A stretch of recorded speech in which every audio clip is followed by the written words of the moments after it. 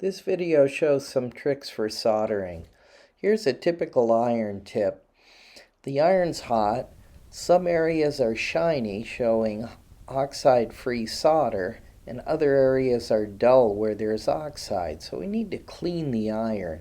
First, we're getting the sponge wet, and then quickly wipe the iron tip in the sponge. Then you want to melt solder onto the iron. If solder won't stick to the iron, it's certainly not going to stick to anything else.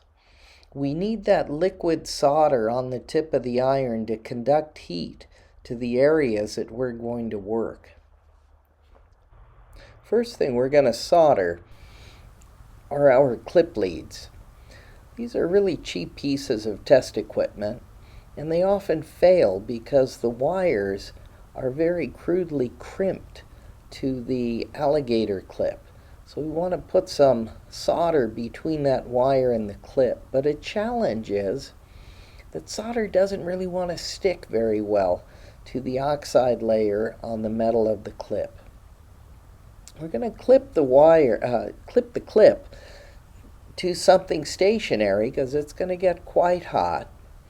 And here you see, to begin soldering, you first put a little dab of solder on the iron to conduct heat. So we're rotating the iron and using that molten metal to conduct heat to the alligator clip.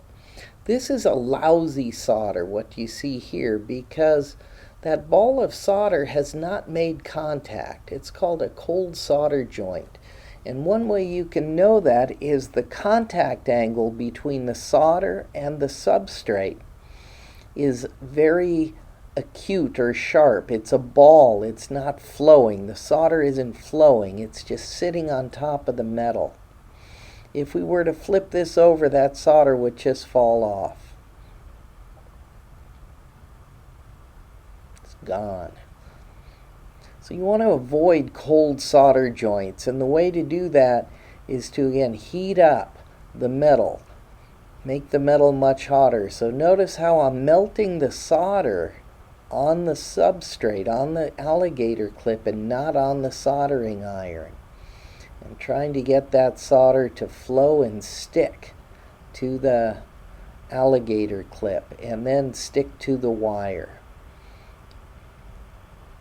Let's zoom in a little bit and take a closer look, and you'll see that there are very shallow contact angles between the solder and the metal now.